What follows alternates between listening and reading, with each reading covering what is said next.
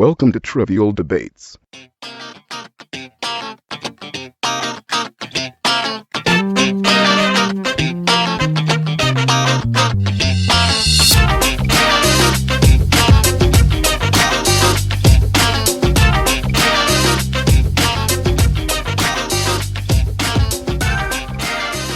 Welcome to another special edition of Trivial Debates, American edition. Isn't every edition special? Well, this one's super special because we've flown people out of country here. You've brought in the ringers. We've brought in the ringers. We're no longer over Skype. We're all live here to discuss a whole bunch of trivial debates, is what the show is called. We have 2.5 Americans and Dave. Hailing from Illinois, Darryl Clarke. The shit shoveler, the best there is, the best there was, the best there ever will be. The king. The king. Say hi, Darryl. Hi, Darryl. Hailing all the way from Youngstown, Ohio, we got the Jersey Master, Jim Edelston. Hello. We got my brother, Dave. Super Dave Mader on Twitter. This is Super Dave Mader on Twitter. And we also have Dylan Gonzalez. I'll look at someone else. Hailing from New Jersy. I'm the Jersey Master in a different regard. Just a shout out to our social media channels. We have a Facebook page. We have an iTunes subscription. We now have a Google Plus page. So make sure to check that all out. And always check out our YouTube version, which you can find on my YouTube channel, which is Super Dave Mader. Okay, so if you call within the next 20 minutes, you get a free box of OxyClean for $19.99. Do you got this on Pinterest too? Do you have a Pinterest? We don't have Pinterest yet, but you have one. Can we get this on Zoom? I don't know about Zoom. Can I get a Groupon for this podcast?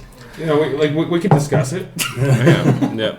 Just another note that if you ever want to skip to another chapter, you can always look in the description for the different time indexes for the different battles. If one is kind of like not interesting you anymore, you can jump around. Can we discuss your Pinterest page, since you have one? I have one. I have many boards. You're the only person that all of us know that has a Pinterest page? What's wrong with Pinterest? It's a great place to pick up all kinds of new information, when you visit your parents and maybe like get dinner over there and like hang out with them like once a week or something, do you and your mom talk about what's on each other's Pinterest pages? Or? My mom doesn't have one. Wow. But you do. Point proven. All right, so on the show, what we do is we dive into 6 different categories: movie, TV, music, sports, history, and then we kind of have a wild card, which can kind of be anything. I like to kind of mix a couple categories into the same category for that wild card category. So we start with movies every week, and we will do the same tonight. We're going to do best film set in California. Okay, so this is a wide variety. We could really go any way. Why is it a great movie, first of all? Why is it good? Because it's set in California. And is it just a great movie on its own? And you can argue all these points, and whoever argues the best will win the point. If I can't decide, I may award 2 points because we have 4 panels. Whoa, has that ever been done before? Not on this show. Wow. Not yet. Today might be the first time. Could be. So we'll dive right into it, and we are gonna go and start with Darryl. What movie did you pick, Darryl? Thank you, Jeff. I picked the movie that was released in 1995. It was a critical success, and it's called Heat. Snubbed at the Oscars. No Oscar nominations. Starring an all-star cast of Oscar-nominated and Oscar-winning actors: Al Pacino, Robert De Niro, Tom Sizemore, who, he's probably been blackballed out of Hollywood, Amy Brenneman, Val Kilmer, John Voight. A great cast. Its budget has nothing to do with California, but, it was fairly cheap, $60 million, and it made nearly $200 million at the box office, which was pretty good for back in 1995. 20 years ago from now. For all you kids were probably 2 or 3 years old when I was 5. 6. Thank you very much. 5, 6. Dave, how old are you? 10, whatever. So this is. I was 12. Hey. Okay, close enough. So this story of Heat was based on a true story of real life criminal Neil McCauley. They brought the story together in a modern slant because he was born back in the early part of the century and grew up through the 60s and 70s, and that's where his crime happened. But they made more of a modern slant on it by making it in modern day Los Angeles, which was the basis of the film. And since then, one of the biggest impacts this story has had was because of the explicit nature of the film and the way that they showed the crimes that they committed and the different things that happened during these crimes, like the shootouts and getting away with the money and taking out your competition in the hotel room, stuff like that. Since then, there have been numerous robberies around the world that have been not linked to this, but just the basis of this movie has sort of built a copycat type of crime that people commit. I fail to see how that's a good thing. Well, it's a good thing for the movie because this movie shows that, well, it shows you how to commit a crime, I guess. And it redefined like the heist film genre. Yeah, and it showed people all around the world. Like, there's been copycat robberies like this in South Africa, Colombia, Denmark, Norway. And most famously, in 1997, in North Hollywood, they had a major shootout where guys that were dressed probably for the first time in history in a real crime, in body armor, and they had machine guns that were not just your normal level Uzi. You know, they had 50 caliber guns. They had guns that armor-piercing bullets, things that crime you'd never seen before. And this movie was said to be the basis of why these guys that did this crime thought they could do it.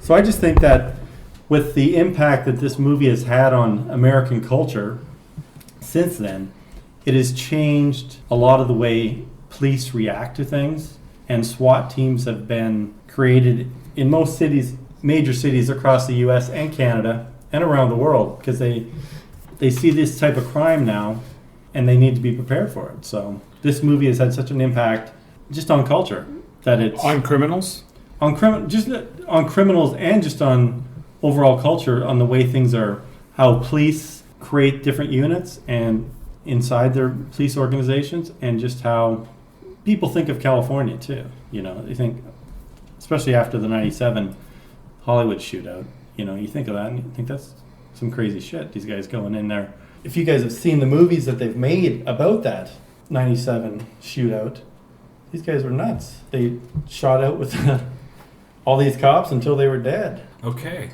I think we got what we needed from Darryl. We're going to move on to Dave now. I picked a little movie called Back to the Future, set in a fictional town in California called Hill Valley, which set up one of the greatest science fiction adventure trilogies of all time. Back to the Future is a story about Marty McFly, who gets sent back 30 years to 1955, and he ends up meeting his parents, causing an incident that will affect the outcome of his own birth, kind of breaks up his destiny of his parents meeting and getting married and having him and his siblings. And he narrowly avoids having sex with his own mother in this film, which I think is, you know, quite the plot point to use. A terrific cast. Obviously, Michael J. Fox, one of the great actors of his generation, great Canadian. That you know, goes without saying. That's points right there. You know, hey, come on. We're awesome. Why are you motioning to me like, hey, that's right? Argue for yourself. You stop looking at me. You stop motioning at me. I can't look at you when you're making talking. Anyway. Dylan's self-conscious.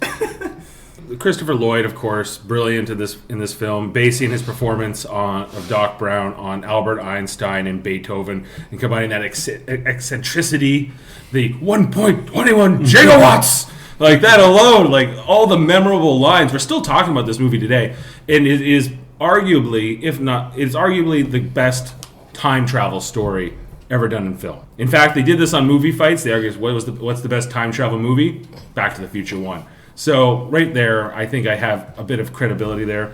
Obviously, box office, it did huge, 383 million worldwide at the time.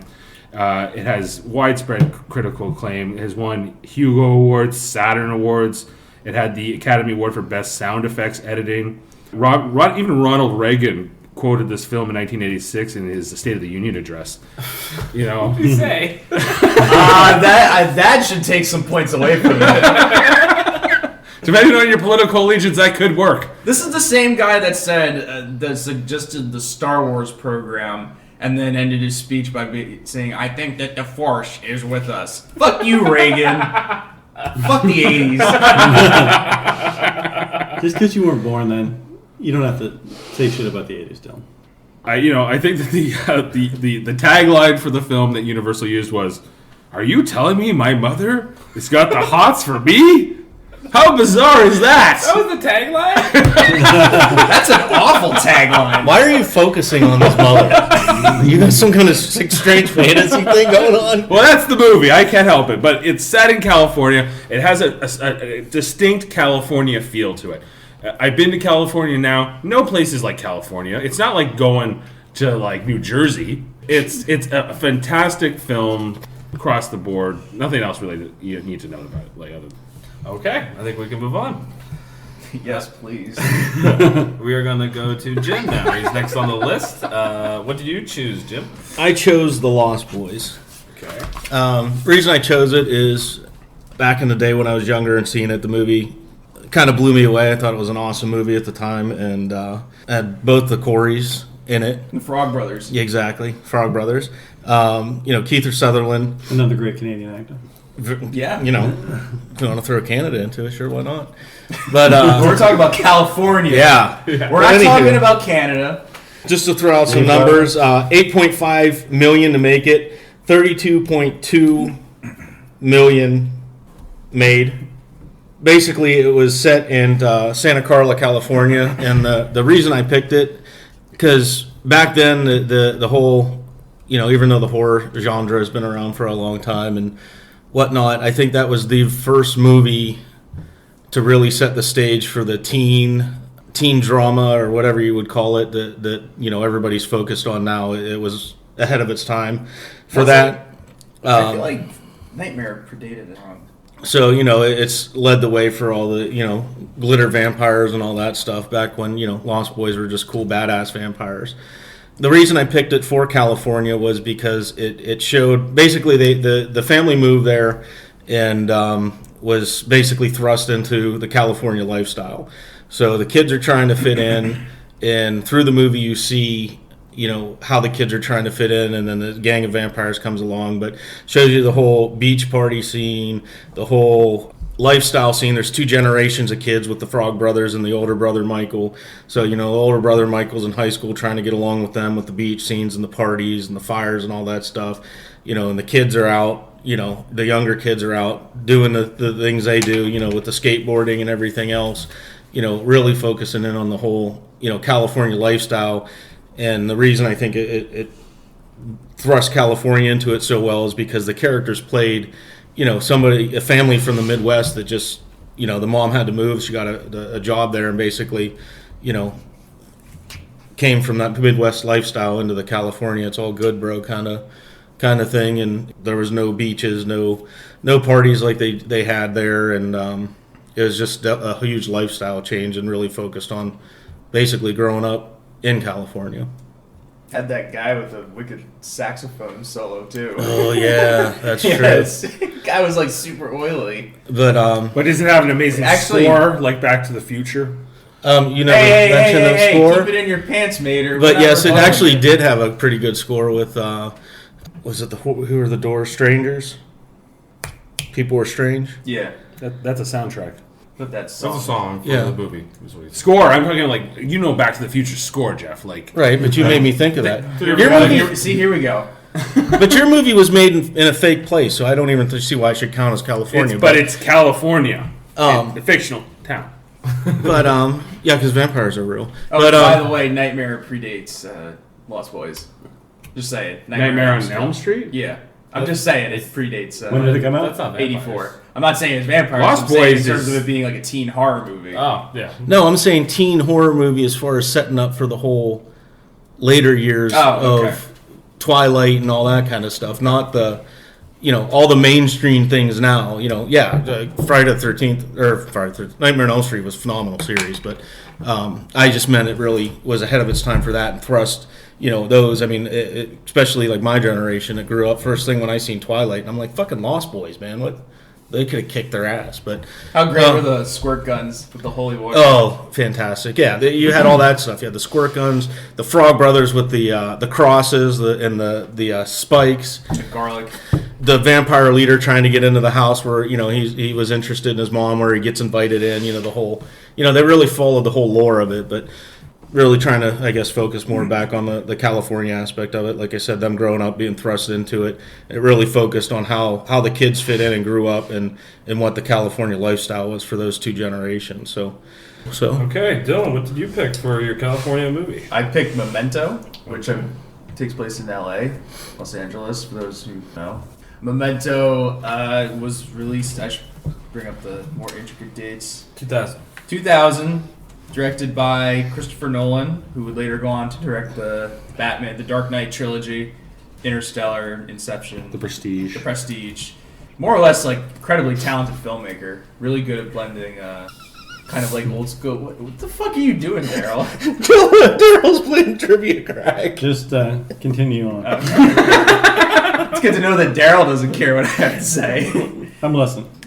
I lost my train of thought. Thanks a lot, Daryl. Anyway, so done by Christopher Nolan, based on something that his younger brother Jonathan wrote, and stars Guy Pearce, Carrie-Anne Moss from The Matrix, and Joe Pantoliano, better known as Joey Pants. Cypher? Yeah, Cypher, also from The Matrix. And it's essentially a neo-noir film that is told in a non-chronological order, so the information's given to you in a very sort of chopped up, split up manner, and you have to really kind of pay attention before the alternating. It's an alternating timeline. Like something's happening, and then they cut to another point, and they come back to an earlier point, and they go back to a later point until those. It's a great mindfuck movie. It's a total mindfuck of a movie. You have to pay attention pretty well, and then finally the two plot points cross, and there's a big twist at the end. I'm not going to reveal it because there's probably people who haven't seen it, and it's called Memento because in the last 15 years they haven't seen it. Yeah, people listening to this. Well, I'm not going to spoil it anyway because I'm not a dick. Well, that's debatable. That's debatable. That's the next question. I don't know if they Is Dylan a dick or not? And it's called Memento because Guy Pearce's character has to leave little notes for himself because he has short-term memory loss, and I guess I should add that too. He's basically trying to solve a murder by all of these mysterious notes that he leaves on his body in the form of like tattoos and notes and such like that. It's really at the time, I don't think anything else really came out like it. Completely different, unique approach to film. Kind of took like a very. It could have been a very straightforward film, but took like the neo noir genre, kind of flipped it on its head. Did something very interesting with it, and it's consistently rated very highly in terms of like best films, not just like of its decade, but of all time. And I think it goes to show that Christopher Nolan will go on to do amazing things with his career, being able to balance, to take big budget blockbuster films but still give them the same depth as a movie like this. And I just love, it works well in LA. There's something about the setting in LA that complements noir. Obviously or in California in general, obviously a lot of classic noir films, Sunset Strip, for example, take place in California, and the backdrop of it is it's fantastic. There's even a video game, LA Noire. Yeah, so, it sucked. I'm not describing its merit here or anything like that, but the LA backdrop for the neo-noir film, I think, just gives it it's a wonderful backdrop. It's just an all-around, I think, amazing movie. Pretty much excels in every department. Okay, so I'm going to make a decision real quick. Who else has a movie that's launched one of the greatest franchises in all of sci-fi, adventure, time travel, period?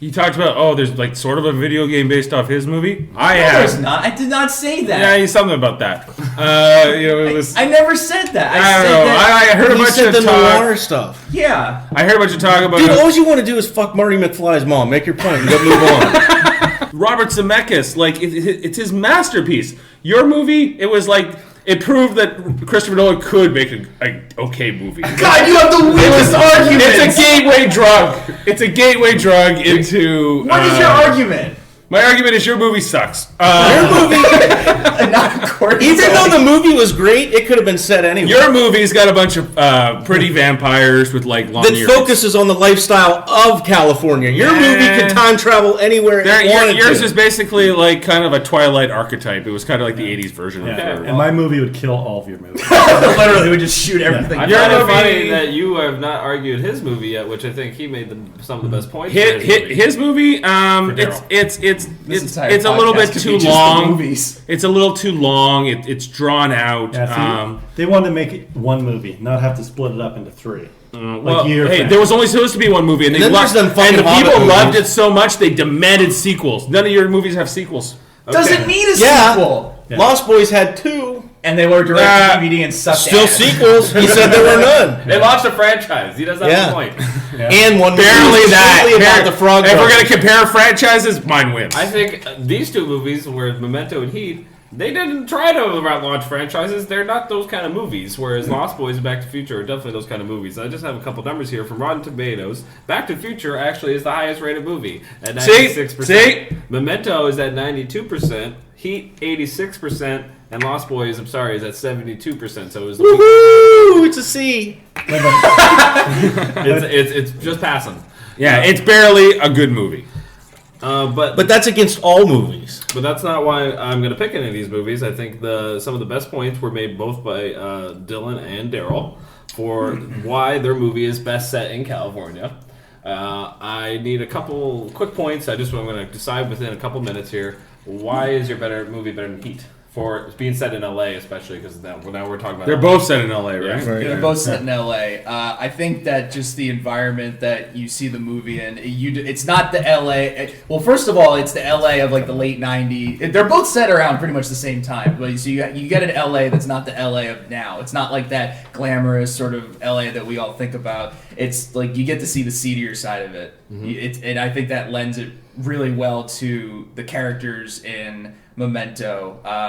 It's not necessarily like an overt thing. You don't like notice and say, "Oh, it's so distinguished." It's just sort of a subtle thing. You're seeing that seedier side. You're seeing that kind of that scummy side of LA. Yep. You definitely get to see that in like Joey Pance's character, and you not so much in Guy Pearce, but that's just sort of his character's very larger than life and whatnot. But you get that great feel of dirty, scummy, grimy LA Definitely. in it. I kind of miss that about films. Everything seems so clean now. Yes, I agree with you. Plus the noir part makes it. Exactly. I mean, you already mentioned it, but Yeah, but in Heat, you see some of the same things, but you also see how they go through the different parts of LA where they're. Yours goes pretty much from the bottom to the top. Yeah, it shows all different parts where you can have the scum of LA and the guys that are, chasing each other. Pacino's always usually one step behind De Niro's character until the end, where you see the climatic scenes, like he's chasing them through the The air airport, terminal, yeah, or whatever. and then the industrial area, and then he's running to try and get away. But Who are you cheering for in that movie? Is it De Niro's character or is it Pacino's character? I always personally, cheered for De Niro. Me I think too. I think the audience is supposed to cheer for Pacino. yeah, But you always go for De Niro, because yeah. the villain. He's not really. I don't even consider him a villain. yeah, because the way that the movie He's very human. is set, you're sort of cheering for him to try and get away with it. But it's kind of the opposite for Memento, because Memento, you are cheering for Guy Pearce the entire movie. You want him to solve this mystery. Yeah. You think Joey Pants is a piece of shit. It's just that the movie turns you on your head. Yes. Which I'm sort of spoiling it, but I don't think so. I think it's pretty clear that movie's gonna fuck with your head a little bit. Exactly. Okay, I'm gonna make a quick decision, and I think I'm gonna, even though Memento I think is the better movie, I think Heat is the better movie set in California.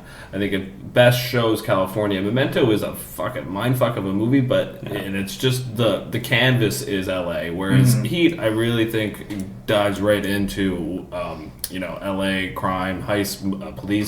The preparation for that film. And I watched a featurette on it the other night, and the work they did. what a coincidence. And you know what's funny? You know what's funny that those were the last two that got picked. Heat was a huge influence on Chris Nolan's last 2 Batman films. Not so much the first one, but a huge influence on like Dark Knight. And the only one that was good out of those ones was the one with fucking Heath Ledger. So Darryl wins the point. So that's kind of interesting. Darryl wins the point. Darryl gets it. Okay, so we're going to move on to TV real quick, without further ado.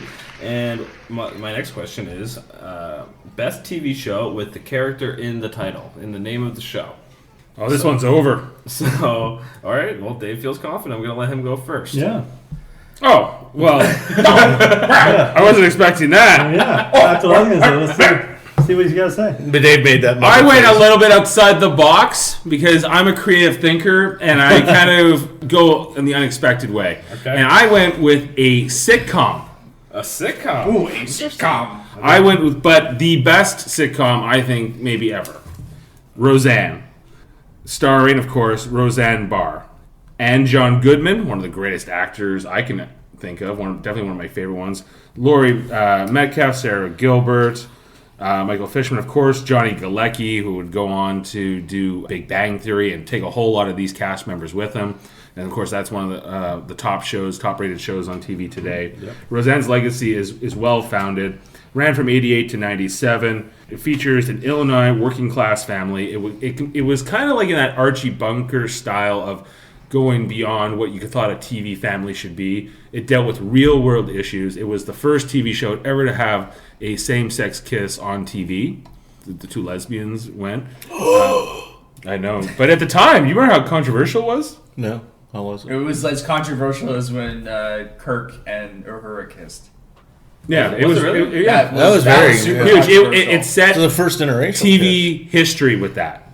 Okay. And Roseanne, it's about 2 overweight people on TV. Yeah. They weren't like the pretty people. They were mean. They made jokes at each other. It showed how dysfunctional family life really can be, but did it in a very funny, fresh, real way. Roseanne, I believe, she's one of the great comedians.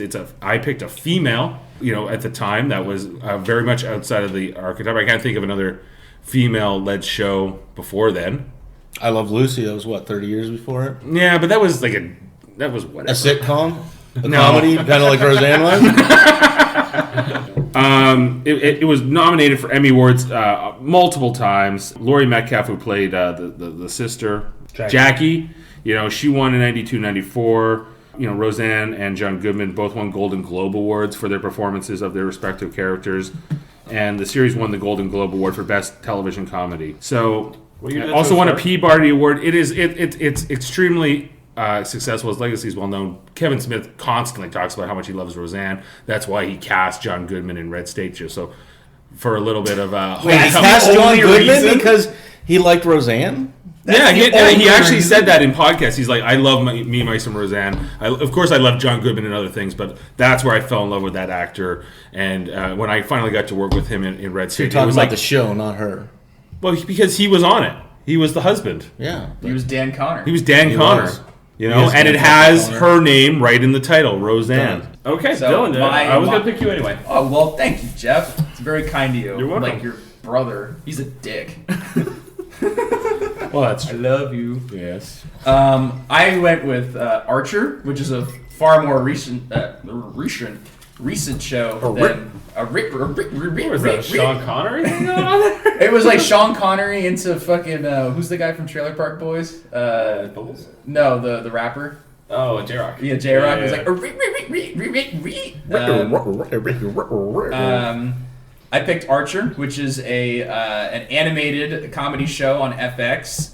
It's done by the same people who worked on a bunch of Adult Swim shows like C-Lab. I forget what the number is, but C-Lab, whatever. And it's basically a spoof of spies, James Bond and stuff. Main character's name is Archer, Sterling Archer, voiced by H. John Benjamin, one of the greatest voiceover actors of his time and a great comedian in his own right. And it's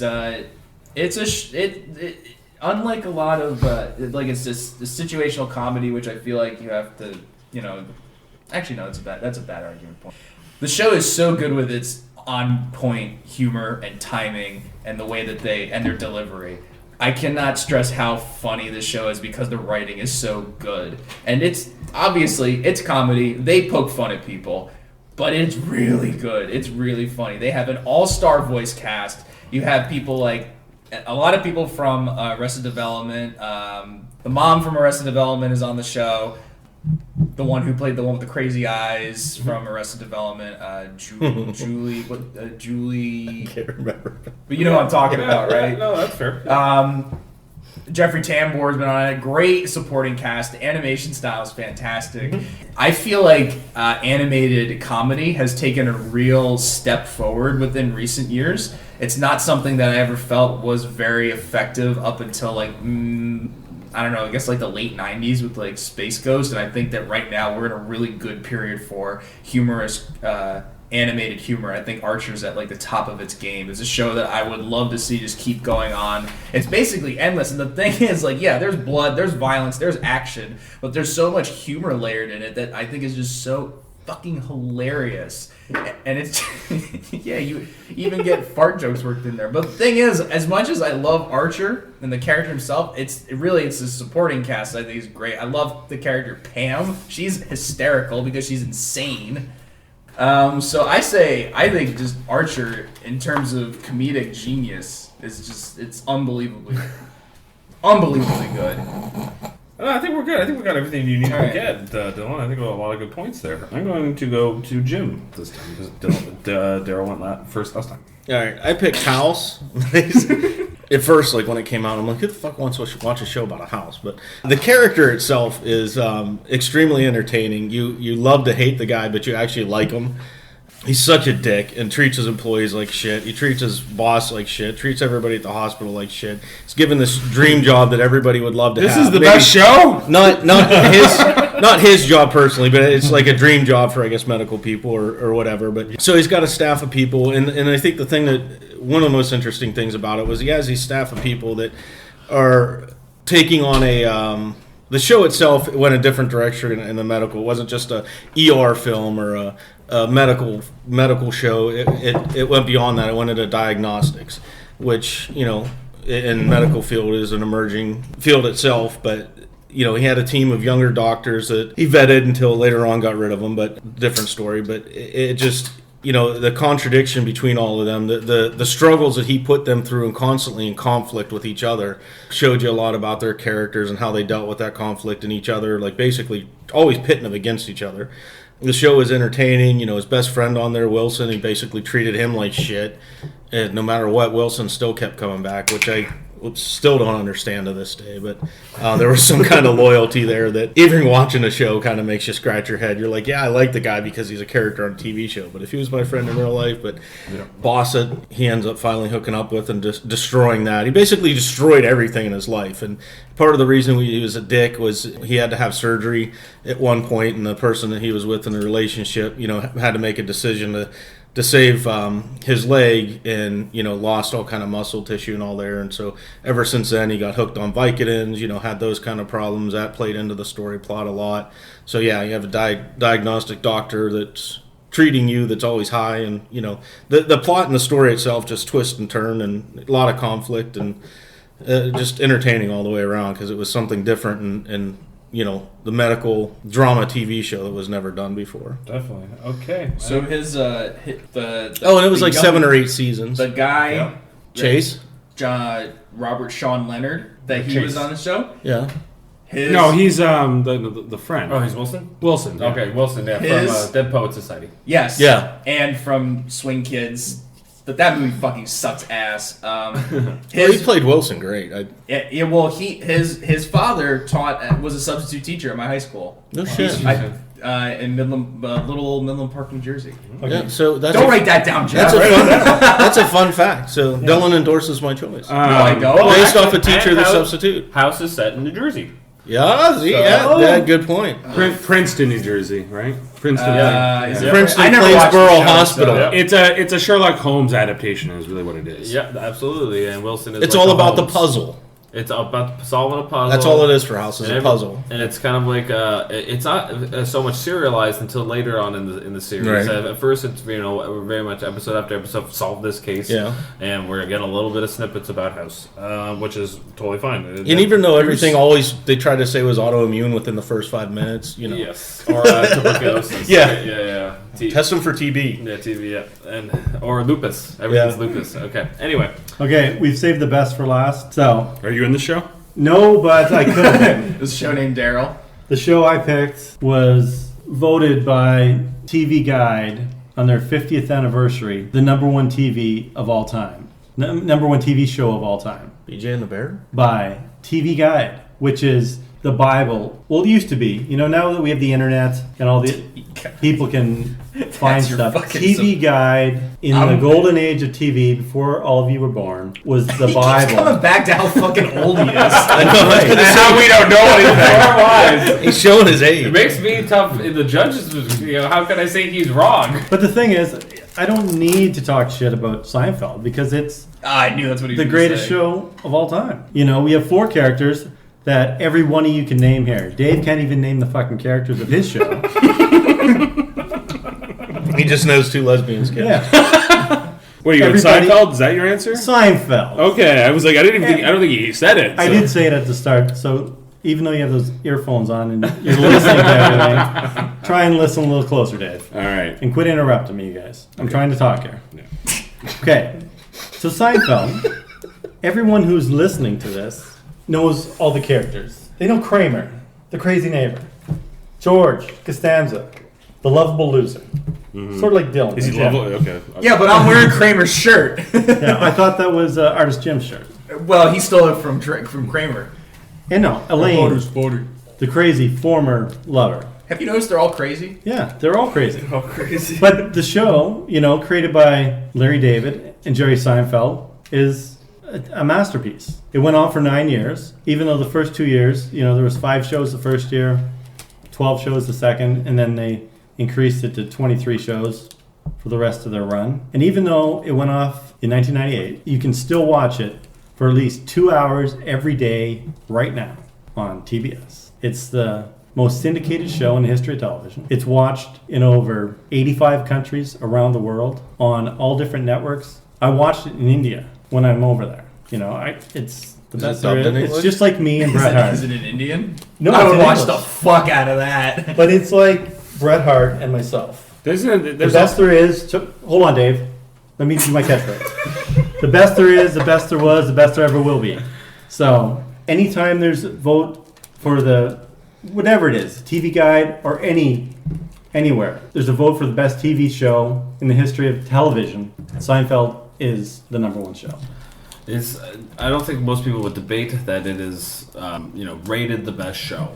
But the question I want to kind of throw out to you guys, just to debate, is your show, is the character that it's named after the best character in your TV show? Can you argue that point? I'm going to argue against that, against Darryl's choice, because Seinfeld is not the best character on Seinfeld. It's the other 3 characters. Everything is based around Jerry. But their interactions with Jerry. But Jerry, that's a real ensemble show. Like, it's called Seinfeld, but they could have called it like Four Friends. But where do they hang out? Jerry's apartment.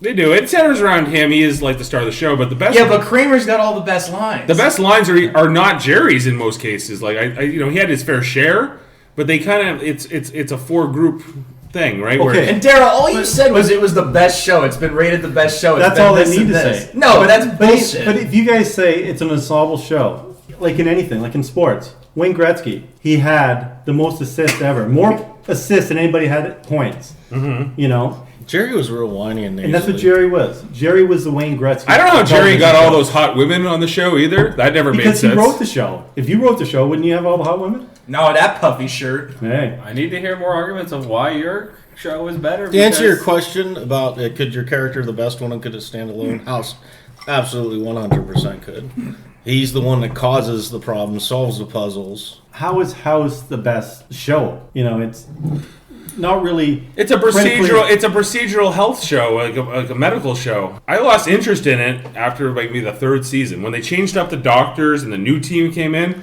And it was way more than the 3 seasons. But you also picked Lost as the best. Well, it was show ever, but it's 5 seasons. Then they switched. It's the last 6, 7, 8. Okay, whatever. Eventually the show. But what you two picked was sitcoms. It's been done over and over and over and over again. Not like it was done on Roseanne. Roseanne was completely different than anything that was done before and arguably afterwards. I don't think that there's been a show quite like It was Roseanne. a show about a family ties, Cosby Show. Those were all corny. They were all sappy. They didn't address real world issues like Roseanne did. It was groundbreaking. Dylan, why Archer? Why is Archer? Why your Archer? character? Because I think that The Simpsons has obviously a great show, but definitely dwindled in its more recent seasons. Whereas I feel like more shows now are realizing that length does not always mean that just because you are producing more shows does not necessarily mean they're good. I feel like right now Archer's in its 6th season, I think, and they have consistently put out really good, high quality, top notch, funny ass shit.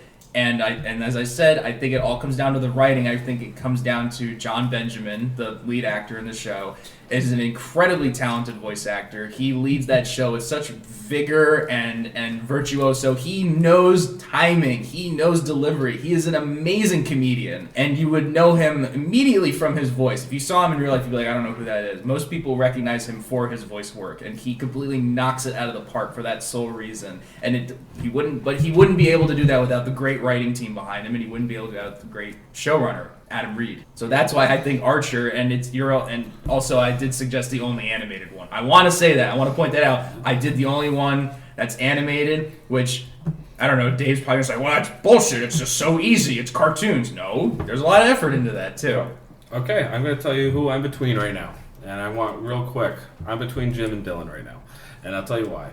Because Jim and Dylan actually made really good points for why their show was different, why their show's characters really stand out in the title.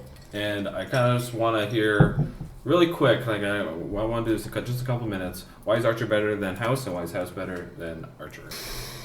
I do enjoy Archer, so that's a tough one. Which one is more watchable? I think is kind of what I'm for. Because they make good points with their shows because they're amazingly watchable. House is more available to be watched, I guess, if you want to go that route. Aren't they both on Netflix? They are. I don't know about Archer. I think Archer is. I'm watching it right now. Oh, there you go. Not right now, but that's what I'm doing in between. Daryl made the comment about House or Seinfeld. You can name all the characters. You got Foreman, Cuddy, Wilson, House, Cutthroat Bitch, Number 9. I mean, 13. On and on and on. There's 13. On and on. Dylan couldn't even name a couple of the characters in his. Okay, Archer. Why is it better than House? Why is it better than House? I think there's more effort to put into it, and your reward is ultimately better. There's so much. I think Archer is so easy to put on. I think Archer, in a way, is like a Seinfeld of its time. House, I feel like if you put those two, I've never watched House, but I have no desire to watch House. But if somebody says, "Oh, do you want to watch Seinfeld or Archer?" I'm like, "Oh, fuck, that's a hard decision." But I'm just picking one out because I think it's just such an insanely watchable show. It's not for everybody, but I think it should be for everybody. I just think that it's one of the funniest shows on right now. It's so simple to watch. It's on. Well, I guess you can kind of get away with what you can put on. Like what was House on Fox? Yeah. Archer does push the envelope, but they push the envelope because they're on FX, and FX isn't quite HBO level, right. But they can get away with saying shit and stuff like that, and it's so like gratuitously violent and hysterical, and I just think it hits all the right marks. I'm gonna give a point to Dylan. Believe it or not, I think he. What do you mean, believe it or not? Don't doubt me. I can't believe it because I can't believe it when you're picking. He had like the worst show of the 4, and I think he made the best points for his show. I think his show was the underdog going in. I kind of played the Jody card here a little bit because I just think that shows you why it's fucked up. Yeah. Playing the Jody card. Yeah. I'm sorry, but I'd like to point out that I was the only one talking about the technical aspects of the show. Now you could say that no one gives a shit. None of you brought up the award wins. It is so hard, and it takes a really talented writer to be able to write something funny. Yeah. That's why I think Archer is great. Obviously, Seinfeld is one of the Seinfeld, the funniest fucking show in the history of television. I've never actually watched Archer, but it's not the point of this show. The point of this show is who made the best points, and I think at the end of the day, it's not just what did the show win. It's what did the show bring forward? What was revolutionary about it? How about the lesbian kiss? I think I was. You were. I didn't even make the final two. You were close for a while. You went first, so a lot of times, I didn't even need to look that up. I had to reconsider, but when I said, that's burned in his head because in his head, Marty McFly's mom kissed Marty McFly's mom. I'll tell you why. When I said she did. I need some arguments for why your show's character really. Well, you already gave the point away, so it's okay. I know. I'm just explaining. That's all. All right. Okay, so we're gonna move to music. Music. I have a question that's kind of a different one. We kind of been talking a lot about a lot of bands lately on this show, and I kind of want to go a different way. So I went with the best solo artist of all time. So this means okay, so if the album just has the one guy's name on it, so like Beck, that's just Beck, or Elvis, or Elton John. Elton John. Even though he's got a bunch of people playing with him, the band technically is just called Elton John, or whatever it is. But Elton Band. Elton Band. Yeah. Okay. So anyway, we're gonna go with Jim first this time. All right, I picked Billy Joel. Sorry. Obviously, Dylan doesn't like that, but with a rebel yell, he. Oh, are you fucking kidding me right now? Is that who you? You say? Oh my God! Get out! Wait, you mean Billy Joel, not Billy? Wow, dude! I always get them confused. I thought that's who he meant he picked, and I'm like, wait a minute, did he pick? I don't want to ruin who his pick was, but I can't believe you just said that. I said Elton Band. On the score of 1 to electricity, which one's worse?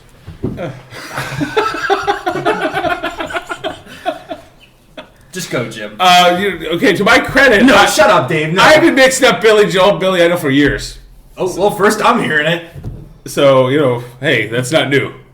It is. Is to it me. because there are two white guys that don't do similar music at all, look nothing alike? But they're both named Billy? Yeah. And they have 4-letter last names? That's very true. That's a very good insight to how Dave thinks. Everything is starting to make so much sense. If there's colors to it and the same amount of characters are in it, I can confuse them easily. So anyway, I picked Billy Joel. Fucking savant. So not only has Billy Joel had hit after hit after hit, he started in 1971. I think his career spanned early 2000s, 13, 14 albums, whatever the case may be. He's had, I think, 33 has had 40 top number one hits. 33 of them were produced and created and had something to do with the States itself. He's been nominated for tons of Grammys. I want to say he's probably been nominated for around the 20s. I think he's won 6. And in there, he's his greatest hits albums, of course, he has like 4 or 5 different greatest hits albums. Yeah, there's a lot of duplicates there, but he does have the albums. He struggled, and his brother-in-law stole all his money. Basically came from nothing in the first place, built that career, became what he was, lost it all again, and rebuilt his career and rebuilt his wealth, everything else. He is the piano man. You can't dispute that. Uses the piano as his main instrument, which is a little bit different. The Elton Band also did that. Like I said, the 40 top Billboard hits and the greatest hits albums. He's very distinguishable. You hear it on the radio, you instantly know it's him. From, like I said, Piano Man to Uptown Girl, Tell Her About It. I mean, you could go on and on and on. But even if you're not a Billy Joel fan and something comes on the radio, you can almost pretty sure you're going to know it's Billy Joel. Yep. Okay, good. We're going to go to Dylan next. I picked, and Jeff gave me the okay on this. Yes. I picked Trent Reznor, who is the man behind 9 Inch Nails, which started in 1989. The project, I guess we'll call it, with the release of Pretty Hate Machine. And Trent Reznor has more or less been the driving force behind the 9 Inch Nails since the beginning. Programmed drums, played guitar, bass, sang, wrote all the lyrics, assisted with album artwork, yada, yada, yada. He was basically a one-man wrecking crew. Went on tour, he has guys. But since 1989, Trent Reznor has continued to make innovative, unique, different music, made industrial music a little more approachable, a little more mainstream. His influence has touched so many bands and musicians, and not just people that were like, I have to be just like 9 Inch Nails, because those bands fucking suck. They're terrible. 9 Inch Nails, rip-off bands are fucking awful. I'm talking about people like Timbaland, huge hip hop producer, loves Trent Reznor, because Trent Reznor knows how to make good music. It might not be your music, but he knows how to make a song. He knows how to write a song. He knows the structure of the song. He knows how to layer. He's collaborated with David Bowie, Saul Williams, TV on the radio. He's brought in so many awesome opening bands to play with them. He himself recognizes the importance of bands performing like the Velvet Underground. I mean, he's a visionary. He's done movie soundtracks. He's worked on video games. This is a guy who has, beat a very long drug addiction and managed to, basically come back and just keep making great music that was well received from all facets of media. It wasn't just the diehard fans that stuck with this guy. He's just consistently knocked it out of the park. He's an amazing musician, phenomenal producer, hates the music industry and is willing to talk about it, and hey, good for him. He's kind of a shitty prick, to be honest. Kind of does his own thing now. But I think just one of the most progressive, open-minded, hardworking guys in the music industry. And I wouldn't label him as industrial. I wouldn't just that. He's just a musician, and he gets it. Good choices. Plus, Closer is, everybody knows that song because you don't want to get fucked like an animal. All right, I think all good points and really strong argument. Is this where we can plug one of our sponsors? Oh, he's also from the wonderful city of Cleveland, Ohio. Yeah, well, Jim's all about and that. And Jim used to hang out with him, kind of. No, well, he knew one of my buddies. Mm-hmm. We're plugging sponsors now? Yes. Sponsor? This is brought to you by Dial, the soap in Dave's bathroom. It smells great. It's Power Berry Small Petite Fruit Hand Wash. So, on to the show. What's wrong with that? I don't know. It smells great if you ask me. Yeah, it's a good soap. I want to rub it all over me. That's why he was gone for 5 minutes. That's what he was doing. He's rubbing himself up. I'm gonna have Darryl go next. Who's the best solo artist of all Darryl time? rub himself up. Oh, it's my turn? Okay, now that I'm back. That was quick. For my solo artist, I picked the greatest solo artist of all time, Elvis. Everybody's great with Darryl. But I picked the greatest. What can I say? Elvis sold more albums than any solo artist, over 600 million, and he has achieved more gold, platinum, or multi-platinum albums than any other recording artist in the history of recorded time. And one thing is, they never started recording sales of albums till 1958, and Elvis's record-breaking, well, I don't know if it's record-breaking because they never recorded it, but they say in 56 and 57, his album sales were not recorded. So there is the possibility that it could be closer to 800 million that he's sold in his illustrious career. Another thing is... 600 million in 1 year? No, illustrious career. Not illustrious year. The thing is, even though he was the greatest selling solo artist while he was alive, he has kept up selling. Every year since he's passed away, he's the leading dead artist in the world. He's the leading dead artist. Yeah, he's sold between 50 and 55 million dollars worth of records and merchandise every year. That's assuming he's dead, though. Yeah. Wasn't he almost broke when he died? No. I thought that's what I always read, that his money was almost run out. He like a lot of his sales. What's your point, Dave? A lot of his sales came post his death, like after his death. So he's only popular because he died? No. Kinda.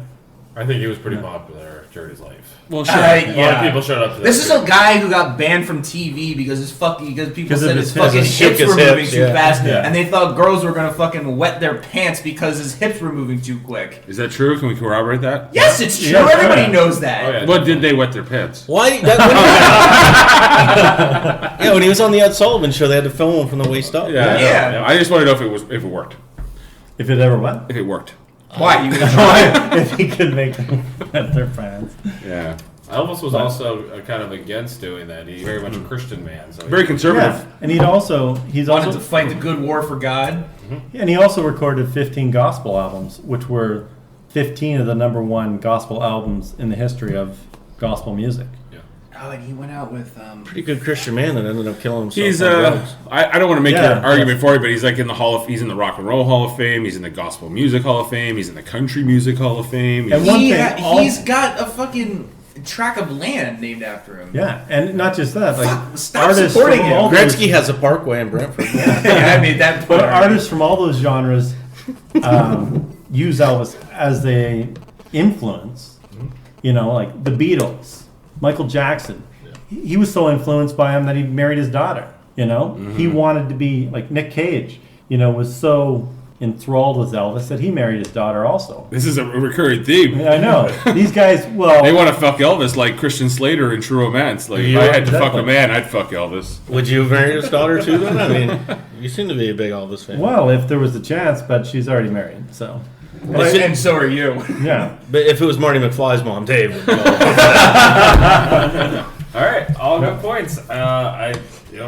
Really good. I think we're gonna have to move to the only female choice on this panel, and of course, Dave. Oh, Dave hasn't went yet. No, I haven't gone yet. Oh, wow. And you're all done because I picked the best of the best. Did you just Jody Simpson us? What do you mean? It's done. I picked the best of the best. Yeah, it's Jody over. does. Like Okay. after I'm done talking, Jeff Hi, will probably Jody. award me the point. All right, let's hear it. I picked Madonna. Okay. Why? Now, I there was some chuckles when I kind of announced this earlier, but I don't understand why. She is the most successful solo artist of all time. Certainly the most successful female solo artist of all time. How do you? Quantify that? Yes. Okay. He just made it up. Now, in terms of albums sold, it's not at the same level of Elvis. However, she's not as old as Elvis. She hasn't as much time to catch up. She may well surpass Elvis by the end of her life. She had 300 million albums sold. She was inducted into the Rock and Roll Hall of Fame on the first year of eligibility. She is the #1 touring artist of all time. She has been all over the world. She's been going since the 80s, 90s, the O's, and now this decade. She has endured, and not only that, she's a talented actress. If you've seen Dick Tracy, Breathless Mahoney, and her complimenting of providing soundtrack and performance, she's the blank. A what? The blank. The blank what? Tracy. Tracy. I thought we were talking about music. I'm sorry. She gets 88 keys and everything. And She married one. this is not a Dick Tracy argument, but I love Dick Tracy, and she is fucking amazing in that movie. And contrary to what people believe, Maybe I'll get you to sweat under the lights. I sweat better in the dark. Liam Neeson supposedly has a bigger cock than Dick Tracy. I'm just saying. Yeah, Warren Beatty. Thank you, Doug. Whether or not you like her music, you can't deny her legacy and her huge impact. She's got a massive following all over the world.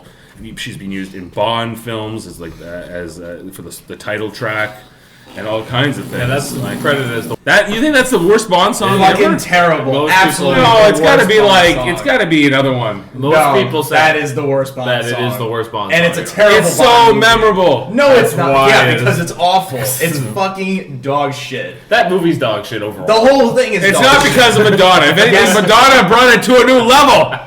Honestly, Madonna's cameo is better than... I'm surprised they even She made was any- a fancy. She could do it all. I'm surprised they made more Bond films after performance. that debacle. Remember that?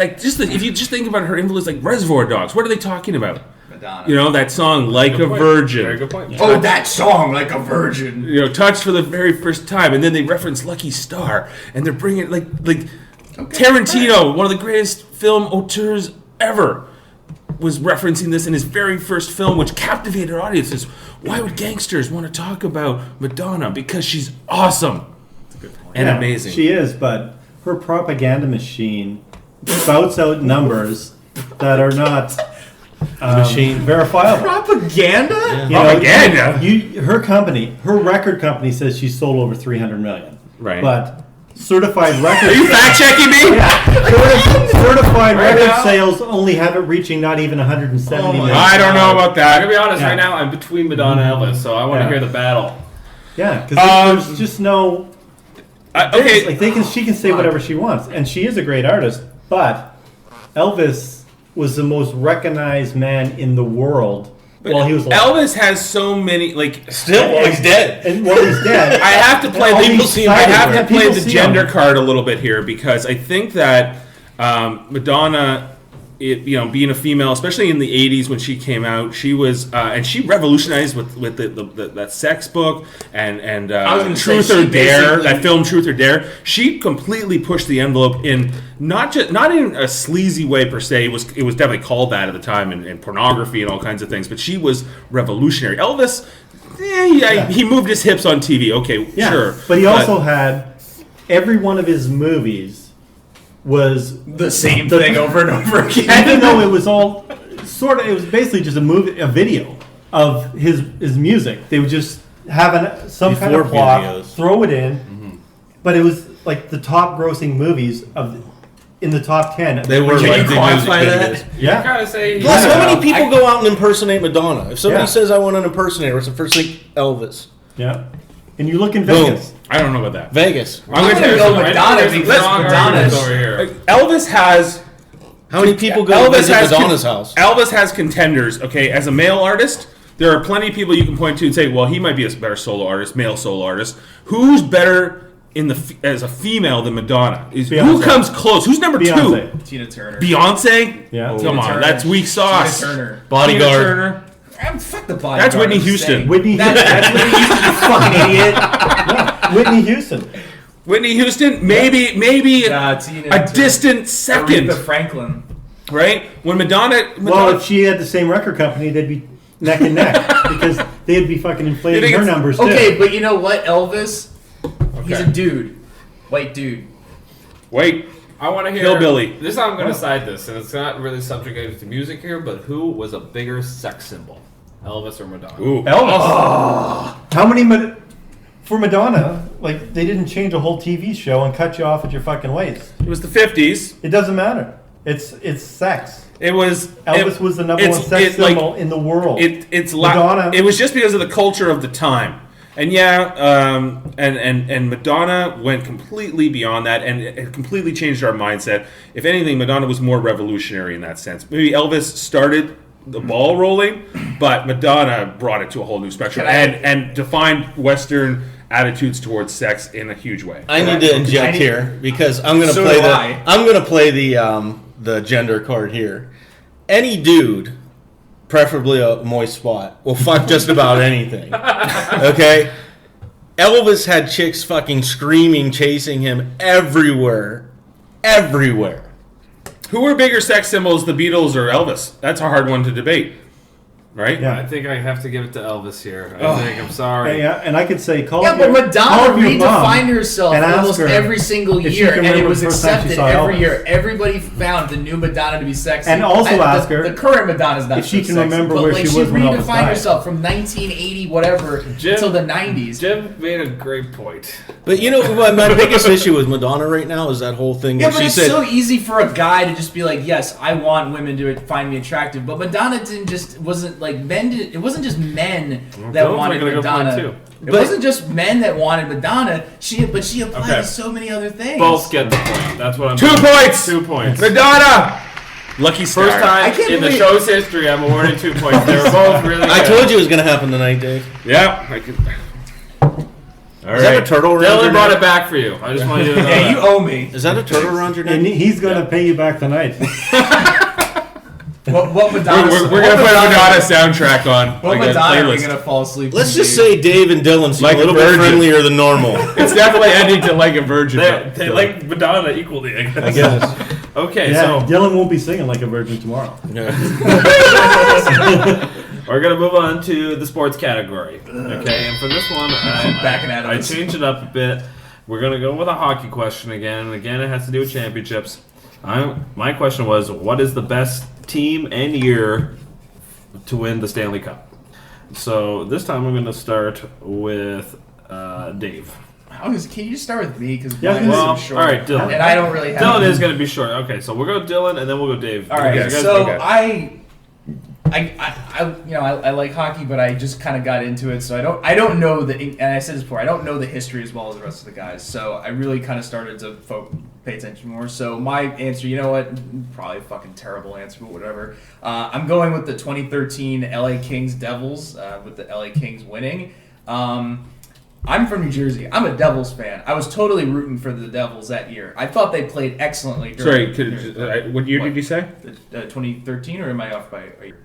They didn't win in 2013. 2012. 2012, excuse me, I'm sorry. Devils 2012? No, I'm sorry. LA Kings LA 2012. Oh, LA Kings 2012. Yeah. Okay. I'm a Devils fan, and I was totally rooting for them. But once they got into the playoffs, I was like, oof, they played like shit. They played terribly. They did not. There was no offense. The Kings basically were just racking up the fucking wins, and just because the Kings played better. They were playing hockey. They were actually out there like, we're gonna win, and it wasn't like because they said, oh, we can do this because the Devils are terrible, whatever. They just played the way they played, and like the Devils played the way they played, but they shouldn't have played the way they played. They should have played to win. Instead, they played to just play the way they always do, which is what I don't think they should have done. And really, in retrospect, I think it would have been better for the world, or at least the North America as a whole, if the fucking Rangers won, because LA versus New York would have been amazing. So yeah, I'm taking 2 stabs at the Devils in this fucking one, and I'm a Devils fan. God damn it! Can I go now? Because I'm just this is the worst argument ever. Like, basically, no, my argument is that I was like, go Kings! You deserve to win this because my team shit the bed, and I would have rather seen New York. Well, guess who? We did have New York and LA. It was my year. Okay, well then give it, Dave. Los Angeles Kings 2014. Why they're the greatest Stanley Cup champions of all time? Because they were the 8th fucking seed, and they were down 3-0 against the Sharks. Came back, won their series, rode that wave all the way to the Stanley Cup final and won. This was just last year, but I think that it was unprecedented. That's never been done before. They were 8th seed also in the 2012 year.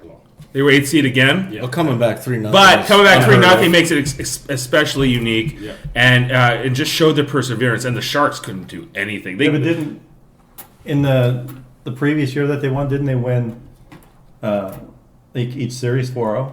Yeah, they killed. In the they won, 2012 year, yeah. They killed. They never lost a game in the playoffs. They were 16-0, even though they started in 8th. It's impressive, but not as impressive was what they did. Like, coming back down 3-0 has only been done a handful of times in the history of sports. But I can see if you're doing it against the Detroit Red Wings. But you're doing it against the San Jose Sharks, which have a history. You slam on the fucking Red Wings. No. He's just saying the opposite. He's saying the fact that he did it against the Sharks. Slam on the Sharks. The Sharks have a history of being one of the worst Great regular season. Great President Trophy winning team. But when they get to the playoffs, they lose to the worst teams around. Naughty neighbor. They lose like to the Coyotes. Or something. They lose to teams that should nowhere even be in their league in the first round. Okay. See, this is why I'm not going to win this argument, because I can't make points like this. I don't think that's a big point saying that you beat the Sharks and you came back, you're down 3-1 because 3-0. 3-0, but whatever it was, the history of the Sharks play into them maybe being overconfident, and once they got beat that first game, their confidence they lost it.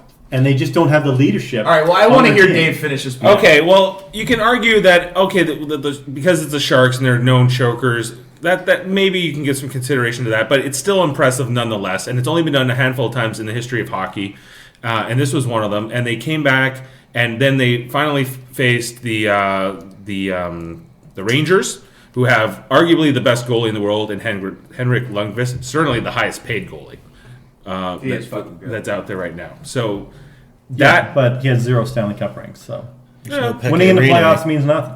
Winning in the playoffs, it's not like he beat Patrick Waugh. Well,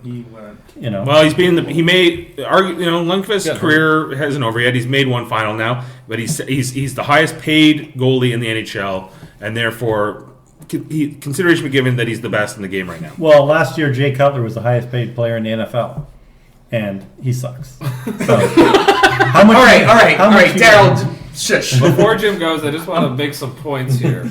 Los Angeles Kings were the first team ever to reach the Stanley Cup Finals in Dave's era after playing 3 consecutive 7-game series, playing all 3 of their Game 7s on the road.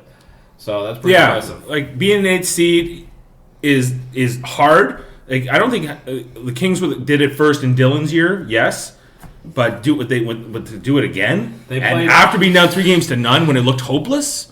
They played San Jose, Anaheim, Chicago, and then played the Rangers. And they played like the top seed. They basically played the winner of each division each time, right? Yeah, I think so. They played all good teams, let's face it, other than the Rangers. But, okay, so I just want to make some points there because Dave definitely has a good choice. Jim? I picked the 91 Penguins just because I'm a Penguins fan. So, Mario Lemieux, Jaromir Jagr, Barrasso, Coffey, Samuelson, Murphy, on and on with the team that they built. Did you say Mario Lemieux was on that team? Wait, no. Jagr? Yeah, Lemieux. He was on the team. Lemieux? You've never heard him on this podcast Not before. Claude Lemieux. Mario Lemieux. Mario. Mario Lemieux. Was he the leading scorer in the playoffs that year? Or was it 92? Oh, I think he had a herniated disc somewhere in there or something like that. First year they won 91 Penguins, right? That's what he's talking about. Was that the year that his own leg fell off and then he pretty much. it with Yes. gum? But 92 he did have a broken wrist. So not only did that team itself was fantastic, clicked, played great together, was a huge excitement for me at the time. I think I was 17 years old first time. I'm seeing the Penguins in the Stanley Cup. Was fantastic. The memories for me at that point too. Lemieux goes on to win the Scythe Trophy that year. What trophy? Conn Smythe. Conn Smythe. There you go. Scythe. Tina Turner. Anyway, Is that a movie? what Is that something? Tina Turner? No, I know what Tina Turner is. Oh. Why'd you say her name? Because I fucked up with Whitney Houston. Oh, yeah. Okay. I'm like, what does she have to do with that? So that was the beginning of their team that they were able to hold together for, a few years. But they did end up winning, I know it's 91, but they won back-to-back. Lemieux had a lot of health problems, leading up into that. The herniated disc, missing like 50 games that year, a bunch of other things, which is why they brought in like Samuelson and, all those other guys to try and help them get them into the playoffs. And they did get into the playoffs. Lemieux comes back, ends up winning the trophy. It's just a huge rise, success story from, basically coming from nothing to building it to these guys coming together to clicking to coming to build a championship team and going through and winning it. Lemieux coming back and them all going through and winning it. Quick question. I don't know if you remember, but what was their best series in that?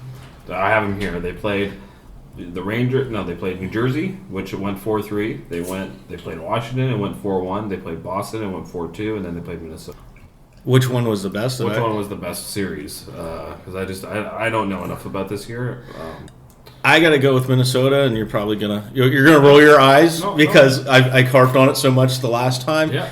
Is Lemieux's goal that NHL goal that is one of, again, I'll repeat from before, arguably one of the best goals ever. It's a strong deep the goal, or not deep, but got the goalie to commit left and basically just slid it right between his legs, crashed into the net, win the cup. I mean, ended on such a high.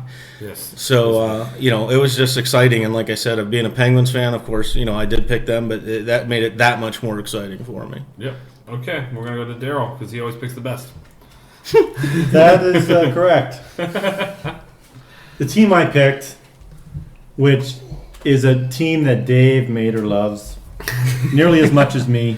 I do. The 1989 Calgary Flames, who won the Stanley Cup that helped break up a dynasty in the Edmonton Oilers. And they also, it was the second year of their back-to-back President Trophy winning teams. They were the best team during the regular season. In the first round of the playoffs, they played the Vancouver Canucks, who finished 43 points behind them in the standings. But they took them to overtime in Game 7. And I just happened to be at that game, sitting 8 rows behind the bench, or behind Mike Vernon when he made the save on Stan Smeal to help preserve the 3-3 tie, and then they went down. Jim Plebinski took a shot, went in off of Joel Otto to send him into the second round of the playoffs. And from there, they just battled through the teams. They beat the Los Angeles Kings, led by Wayne Gretzky, the Chicago Blackhawks. And they went into Montreal as the underdogs, even though they were the President Trophy winning team. Montreal had never lost a Stanley Cup on home ice until 1989, when the Flames Burn the ice. Led by Doug Gilmour, Lanny McDonald, Joey Mullen. Doug Gilmour scored, and Lanny McDonald, future Hall of Famer, who during the 89-90 season, or 88-89 season, scored his 1,000th goal, or his 1,000th point, his 500th goal, and he also scored in the final game that the Flames won, and he went off to a victory parade in downtown Calgary, which I attended. You know, people at the time, there was... Darryl, what other major historical events have you been at? I've been at a lot. I feel like you're like I'm like Forrest fucking Gump. He was there when they category. He was there when they signed the Declaration of Independence. Yeah, Stonehenge being built. Like, who built Stonehenge? I can't tell you. But he's like story. The Watchers. Yep. Now, so the Flames, The Watchers. even though they've never won another Stanley Cup since, this victory it was their 7th season in Calgary. Or, no, it was their 9th season in Calgary, 17th overall as a franchise. And it just brought the city's love for the Flames to an all-time high that is gone on to this day. They have, they don't have the record for the most sellouts in a row, but trying to get a ticket to a game at the Saddle Dome is almost impossible unless you worked for the Flames like I did for 10 years. And you can get tickets. And Toot his own horn over here. well, and luckily, A bug. guys, it just showed how a team filled with great players, as I had mentioned, like Doug Gilmour, Joey Mullen scored 51 goals each. It was the first year that Theoren Fleury played for the Flames, and he'd go on to become their all-time leading scorer in the history of the franchise. Mike Vernon backstopped them. Al McInnes, future Hall of Famer. A lot of these guys are Hall of Famers. Yeah, and What was the best series that year? the best series was the first one that I mentioned, the Vancouver one. The Vancouver series. Each game was hard fought, and it went to Game 7, overtime, tied 3-3, and Joel Otto got the credit for the winning goal that Jim Plebinski put in off of him. And the streets of Calgary were just, when they won in Montreal on May 25th, they just, in Calgary, there's an 11th Avenue, which used to be lined with bars. Red Mile. No, Red Mile was on 17th Avenue. Before that Red Mile, from later 2000th playoffs, it was called Electric Avenue. It was 11th Avenue. Oh, that's like a song, right? Yeah. Electric Avenue. And the city shut it down. They shut, there was no vehicle traffic was allowed on 11th Avenue for that night and well into the next morning.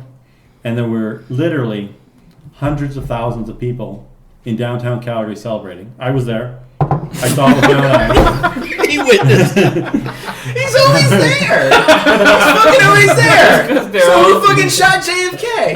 Was it fucking Lee Harvey Oswald? No, I just happened to be at some momentous occasions, and What were the bald guys why- called in Fringe? Observers. Observers, yeah. I've been around a few different places. And I've also, not that it has anything to do with this, but I've been to Game 3 of the 2004 Stanley Cup Final when the Flames won, and also Game 3 of the 2007 Stanley Cup Final when in Ottawa. So I've been to a few games here and there. and I just think this was. So you have some points of comparison, you're saying? Yeah, it was a great team with a lot of great players that made it the best team ever. Daryl even gets fucking music. Daryl's got a theme song. Okay, well, I'm gonna make a decision real quick because I want to wrap this one up. Point to make here. In all three of their cases, they picked the first win for that particular team. Yes. I picked the second one. Yes. I think it differentiates me a little bit. I think the fact that I have that comeback is huge. Yep. And the trade that they made to bring Marion Gabrick to the Los Angeles Kings, which helped them, because they weren't looking to, they were kind of considered kind of a flash in the pan, kind of a one-hit wonder. People didn't really believe if they could do it again, and they did. Okay, good question to you, Dave. That's a good trade, but it was one of a few trades that they made. It was just not one player they brought in. They brought in Robin Regehr, of course, to help solidify their defense. But it also former Calgary Flame Robin Regehr. Yeah, and they were led by a former Calgary Flame head coach and general manager. 2 points. One, Daryl Sutter, and as you can see, Daryl are successful wherever they go. Daryl Sutter should have remained coach of the Flames. Point one. Dave was so into Daryl talking about the Flames, he was fucking drooling and nodding with this table lifted up. It lifted up from the fucking hard on he got. So that's one. But Dylan, Dylan, I could be your fluffer for tonight. And second of all, I do agree that Stanley Cup, the whole series getting there and the playoffs was fantastic for them. But I agree with Daryl, and no, I'm not discrediting the few teams that have done it. I agree with Daryl that the year before, the fucking sweep after sweep after sweep was more fucking impressive. I agree with Jim on that point. What I will say, I'm going to ask Dave a quick question. What is the best series that the LA Kings won that year? Oh, it's the Sharks one. It's the most impressive one. I disagree. I think it was the one when they beat the Blackhawks. So I'm giving Jim and Daryl both points. Woo! What did Jim do? It's okay. Hey, Dave, it's okay. I was never going to win that argument, so. Dylan out from opening statement. That was terrible. My argument was, well, my favorite team's the Devils, but they fucked up big time. Yeah, I was like, what is this I basically going? conceded my own fucking You're team. basically I'm just mad at my team for losing. Okay, so I got to mention, not only once, but twice history has been made tonight. So when this is on Wikipedia 30 years from now and people are mimicking what we're doing, and they're referencing what the greatest episode of Trivial Debates was, it was this fucking episode. Because back-to-back 2 points, never been done before ever. Back. Has it never been done before? No. And 2 points has never been done before, and it was back-to-back. And on top of it, Daryl was the receiver of both of those. Yes. 2 of those points. And I will tell you why Daryl got both of that. I want to know why Jim got a point. Jim got a point because he's hilarious and he actually made good points for the Penguins. Because he had his facts straight. You got a point because we all drooled and listened to your story, basically. Yeah. I was like, I think we were more bewildered of the fact that, wow, fucking Daryl is old enough to have gone to all these things. Yeah, that's like 25 years ago. I just want to know how Daryl can be in 2 places at the same time. It's pretty. He's like an observer. You know, it's time Right. travel. Yeah. Okay. Can we go on to something I can argue maybe? Okay, so we're going on history, and I really want this one to be I as can't concise argue as this one possible either. because history always drags on, and we don't want that this time. History. What was the most devastating war in American history? I'm going to start with Jim this time. Because I picked the Civil War. Yep. It was the most devastating. There were so many factors that went into it. The South wanting to succeed from the North, them not being able to work that out, to Abraham Lincoln and presidency. All the things that he had to deal with there. One of the bloodiest, most casualty wars. I've been to a lot of the battle sites too in Gettysburg, which isn't that far from where I grew up. My dad's brought me, or we went as families, but I became a history buff because of my dad. But the most thing that sticks out as far as wars that impacted history in America was that one, because it was North versus South, but more importantly than that, it was brother versus brother at points. There were brothers that agreed with the South or North if they were Southerners that went North to fight against, and they have history of accounts of where brothers, were in battles together, and it's just a time in American history where there's just unrest all the way around, and nothing else compares to everything on our soil against ourselves. It just totally all good points. So I'll sum it up with that. I think as far as devastating, I think Civil War is weakest. Yeah. We'll go to, and it's not just a war as in a war that was fought with guns. We're going to talk about all sorts of wars here. We can talk about a war in, not just as far as it's, the use of the word war can be variable. Yes. Okay. So we'll go with Dylan next. I picked the war on terror, which is a very more recent thing. Started after 9/11. Not so much for Jim's reasons of casualties, although there have been a lot of casualties, unfortunately, over the years. I think it's devastating because, one, it's pointless. It's a completely senseless war, spawned out of the fact that George W. Bush needed a reason to go into Iraq and used 9/11 to do that instead of actually going after the fucking, real problem and solving it, which wasn't solved until, what, was it 2-3 years ago? Was the war on terror solved? No. When Bin Laden was killed. Oh, yeah. The war on terror is far from been solved, sir. Because we are so far ingrained into the middle. I mean, we've been involved with the Middle East since like the 80s when like Afghanistan and Russia were having their problems. But I mean, the war on terror is what we're going to call like the basically post 9/11, world. I look at it from the war on terror as from a purely economic point of view. It's like what $1.9 trillion we've poured into a completely senseless war that so many, in addition to military personnel, like just civilians. I think the 1.9 trillion is just specific to Iraq, right? It might just be just to Iraq. So, but it's a war that has racked up money. Or costs in the trillions, and that's money we're never going to make back. Essentially, we're just like building up this war debt higher and higher and higher, and like just like civilians are killed. The drones have been involved in senseless murders. It's an awful situation that we've dug ourselves in so deep, and yet the fucking United States has the gall to call out countries that won't support us in this war. Like to me, fucking bullshit. Yes, obviously the casualties, but just from like a purely like you look at the way I look at it as a reflection of the United States as a whole, or at least like the military aspect of it. It does not say anything good. And just make the point that like terrorism is not an ideology; it's a tactic.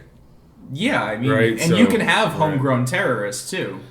And the thing with war on terror, it's never ending. You can just say terror is always lurking around the corner. Exactly. Right? Well, you could have called it's not an ideology. It's just a tactic in war. I mean, if you wanted, you can go back in time and change the history books and call you can call the war you can call World War II the war on terror because you could call the Nazis terrorists. Sure. It's just that it's so specific to this time. It's like, well, we can't call it World War III. Because it's not World War III. It's really the United States versus whoever we want it to be. Right. Okay. In this case, it's predominantly the Middle East. We'll go on to a different kind of war. Darryl. Okay. I picked the war on... What did I pick? Drugs. Drugs, yeah. Darryl shows his age. Yeah. Darryl's tired. Yeah, so I picked the war on drugs. And even though this is an ongoing war... It's been happening for the last, 40, 50 years? Yeah. Nancy Reagan. And it's been intertwined with actual military conflicts. Like, as you've seen Denzel Washington star in the movie American Gangster. Yeah, it was a good movie. Where the lead man from that, Frank Lucas orchestrated a system and pipeline to bring in the best drugs, heroin in this case. Heroin from a war-torn country, where he brought everything back with the bodies of our fallen soldiers. And the thing that was so, I think, kind of devastating about that is that, there were people in the armed forces that were working with Lucas to ensure that his drugs were brought back. And this probably wasn't the first time that something like that happened, and it wasn't the last, because as we've seen in a movie that came out this year, Kill the Messenger, it's a story of... I heard that was pretty good. It was. Who was in that? Jeremy Renner. Jeremy Renner was the star, but the guy who worked for the San Jose You failed. newspaper, he investigated what turned out to be the basis of the Iran-Contra hearings, where the CIA orchestrated the import of crack cocaine into South Central Los Angeles and helped bring crack as a economically viable drug that anyone could afford. You know, it just went from the Los Angeles area to all over the nation and even into Canada. I remember back when I was young, back in the 80s, you know, going to parties and stuff and people, you know, offering me different kinds of drugs. And I remember the first time someone brought out some crack and I was like, the hell's this? And that's, as I found out, I never did any crack, but, you know, because like Whitney said, crack is whack. But I don't know, tonight, Darryl, you've been a little off sometimes, so I think you may have done some crack. Darryl was like, who brought the rock candy? No. That's what I said, Dylan, before, from the, like, all the brain damage? Head injuries that I've had. Yeah. But, yeah, you could just admit to smoking crack. It's all right. No, I haven't. But that's the thing. Like the war on drug is something that's continuous, and it will be that way until. But no, that's the thing. Like it's there's a battle around the United States, and because it's partially legalized in Canada, there's different states like Colorado that have already legalized, and as we can see on the hit show Justified. One of the main plot points. Fucking pimping Justified. One of the main plot points of this year is they have wherever it is, Kentucky is legalized the growing of marijuana. Okay. So it's marijuana and drugs are everywhere. Popular TV shows here in Canada, everywhere. So the war on drugs, until things are legalized and controlled, the war will be ongoing. Okay, Dave, you get to go last. You got a barn burner of an answer. I got the. Come on, he's a fucking barn burner. You need to clip. I haven't even spoken yet. You need to take that clip of Jeff going, Dave, you're next. You've got a barn burner of an answer, and play that every time before you go to do a question. In fact, I do. It's not quite a barn burner of an answer. It is a White House burner of an answer, perhaps. That wasn't clever at all. Because in my That reminded me of Austin Powers. I don't know. The way he's like Dr. Evil. Yeah, exactly. Yeah. My answer is the War of 1812. What year did that take place in? It was a 2-year war. Who's buried in Grant's tomb? I will not allow you to hijack my answer. This is a legitimate, honest answer. Wait, how long was the 3-year war? It was a 2-year war. It took place from 1812 to 1814. It was fought between the United States and British North America. The British citizens and colonists, what became Canada. So it's essentially U.S. versus Canada. Just picturing like a bunch of fucking heads bouncing on top, like in fucking South Park. Like they're coming to get you. It's like that's what we're fighting? An army of fucking terrorists. In fact, this war was fought right around here, right out there on Lake Ontario. Jerry's house. Jerry's house. Our friend Jerry. This was where the battles were fought. Stop yelling at me. Jesus Christ. I'm just telling you. No, you're not. This is a real thing. You and the United States was defeated in this war by British North America. I think there's another war going on. I know Jim's just waiting to jump in here to call bullshit. Oh fuck, he farted. Oh no! We may need to turn. See, this is how bitter he is about the result of the War of 1812, and that's why it was so devastating. He let that bomb go. Open those windows. In this war, I didn't actually smell anything. the war basically now I know that Jim's gonna call out bullshit on the Wikipedia because he's gonna say it says a stalemate, but really the objective of the war. Dave only knows that because I showed it to him while he was reading. I had previously read his it. phone. I had previously read it already. He just basically. I'd like to go on record as saying Dave picked this because I brought it up earlier and he had to look up all his info on it on Wikipedia. I just had to refresh my mind. Can you please say Wikipedia, not Winkipedia? It is Wikipedia. I don't know what that discredits them. Right there, I'm going to tell you. Okay, why is it devastating? Can I get? It's devastating to their ego, and they can't take it. The Americans cannot handle this. They cut our electricity. Electricity wasn't invented yet, Jim.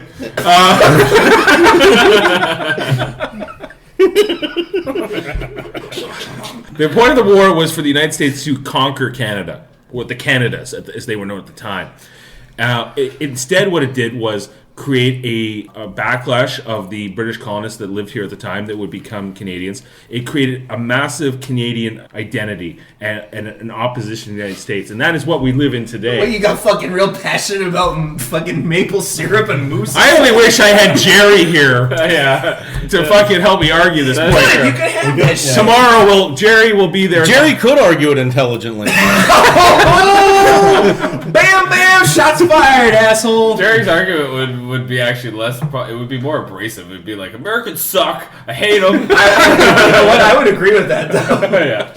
And in this war, not only did we repel you from conquering us, we actually marched down to Washington and we burned down your capital, your what's now called the White House. Do you know why it's called the White House now? Because we burned it down. It used to be pink, and they had to what was left of it, they had to paint white to help restore it, and that's why it's called the White House. How many times was it burned down?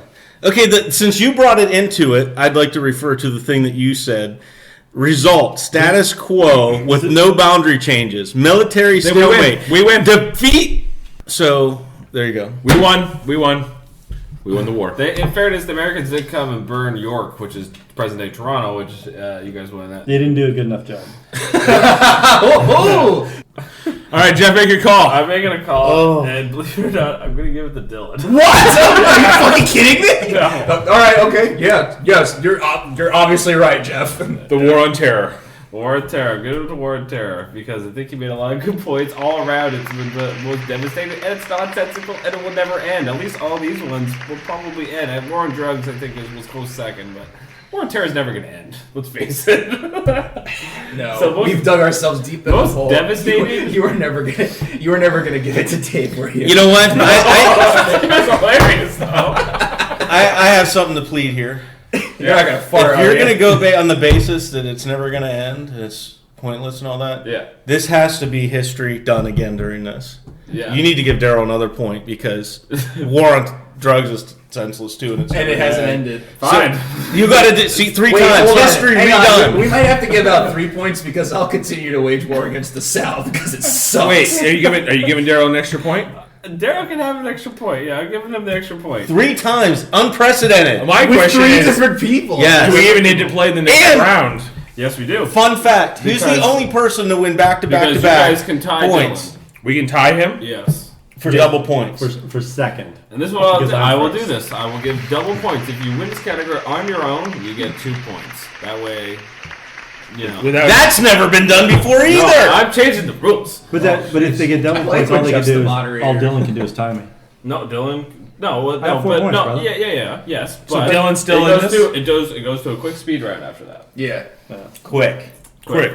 I got 3 Yeah. questions. We got hockey tomorrow. I got 3 questions. And all right. So, all right. Anyway, wild card is best movie based around the Vietnam War. So, real quick, I'm going to Dave first because I want to hear this. Dude, I want to hear this one. I'm gonna get another beer for this one.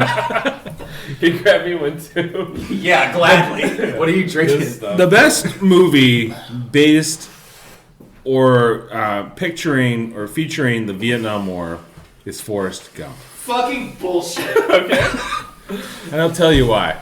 To me, whenever I think of the Vietnam War, I think of Forrest Gump. I think about how they portray that. It's only a portion of the movie. Yeah. It's not the entire movie, but I think it accurately portrays what infantry life would have been like in the Vietnam War. Okay. It shows the days of endless rain. It shows what it's like to be in a military unit. If you're just an average American, maybe a below average American, just the idea of having that best friend who you met, randomly in the recruitment process, coming all up together, doing your boot camp, going to war, them showing the harsh conditions they had to live in, and then Bubba dies.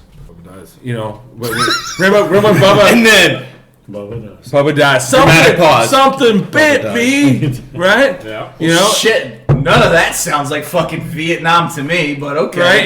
He was like, I had to go back, and someone's like, Forrest, help me, right? He's like, okay, Tex, and then he finally finds Bubba, and Bubba's like, Forrest? He goes, yeah, I want to go home. But we didn't get to go home with Bubba. All right, Bubba just died right on that beach. I think the video speaks for itself. So that's it. Forrest Gump, best Vietnam. Okay, 1 minute done. Ever. Next, who's next? Okay. Jim, you're next. Oh, I'm next. Jim. Hold on. Jim, I don't know. You might have BS. Look at his face. All right, here we go. I'm going to limit myself to a minute also. So anyway, I picked Full Metal Jacket. Not only is it a fucking amazing movie, been nominated for an Academy Award, it, like Dave says, depicts the life of what it would actually be like to be in the war. Starts out in training as they go through boot camp. It depicts the brainwashing, I guess, that a lot of people like to refer to in the movie. All right. I was just thinking about Forrest Gump. Okay. So the brainwashing to the training to, the jelly donuts. It's a jelly donut, sir! Gomer Pyle killing himself, shooting himself in the thing and taking out Hartman, the drill instructor. Cuts to, it's almost kind of like two movies, cuts to the war, Born to Kill, but peace sign on the helmet, contradictory to itself with the reporter, and just showing the whole entire, what it's like to be out there in the war, in the trenches. And I think it captured it all pretty well. That's my minute. Okay, Dylan. Sorry, Daryl. I'm going to Daryl. Go Daryl. Yeah. Okay. Start again. Okay, go Daryl. Okay. The movie I chose was Born on the 4th of July, which was the second in Oliver Stone's trilogy of movies about Vietnam. It starred first-time Oscar nominee Tom Cruise as Ron Kovic, and it was also nominated, like Jim's movie, for an Oscar, but it was nominated for 8 Oscars. That's 7 more. Yeah, and it won 2 of the Oscars for Best Director and Best Film Editing.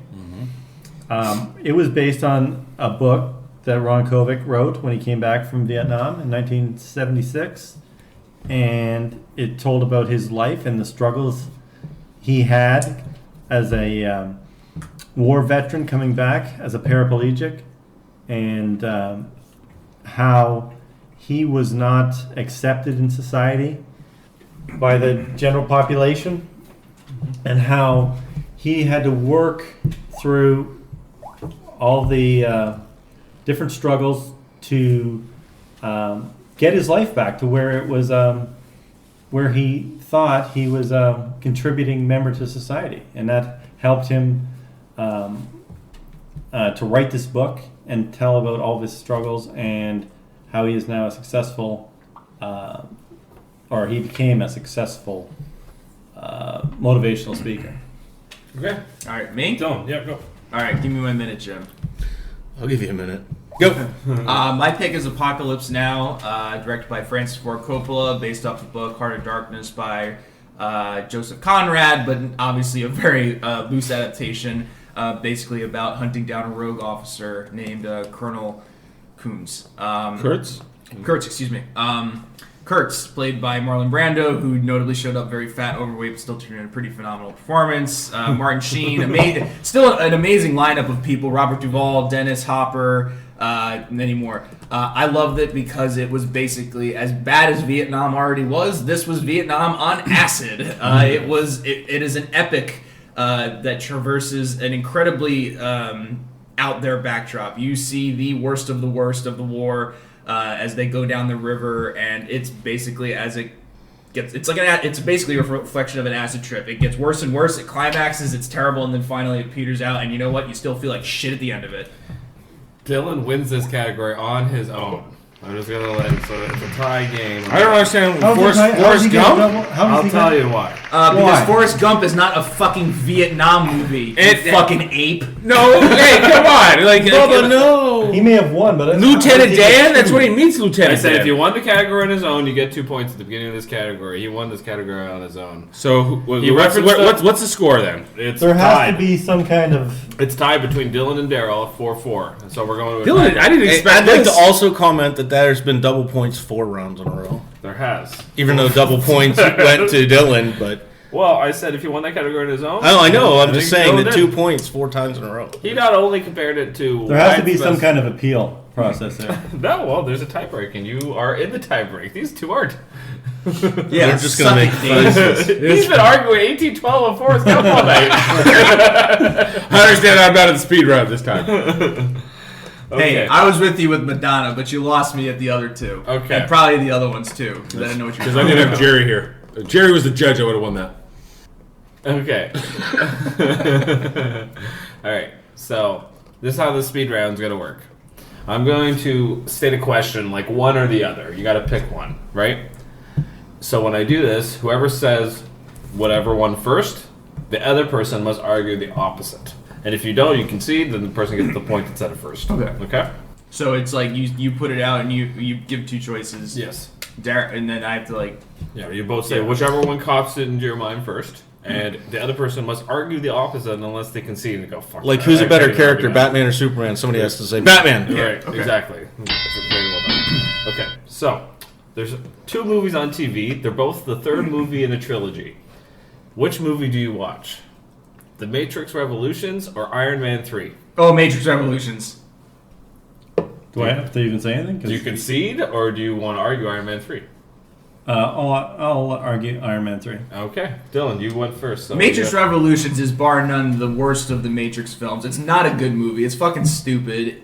But it's a terrible conclusion to a first movie that that was fine on its own.